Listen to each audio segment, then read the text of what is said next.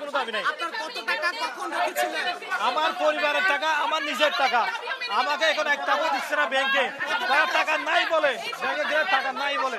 আমাদের টাকা দিয়ে তারপরে কথা বলবেন, আমাদের টাকা না দিয়ে কোনো কথা বলবেন না। আমরা চাই আপনারা আমাদেরকে সহযোগিতা করেন। এখন আমি ব্যাংকার ভাই থেকে বলছি, আমরা চলে যাব, আপনারা আমাদের সাথে বের হবেন, আমরা তালা মেরে চলে যাব, তারপরে আমরা আমাদের আন্দোলনের দিকে যাব। ধন্যবাদ, আপনারা সবাই বেরিয়ে চলে আসেন।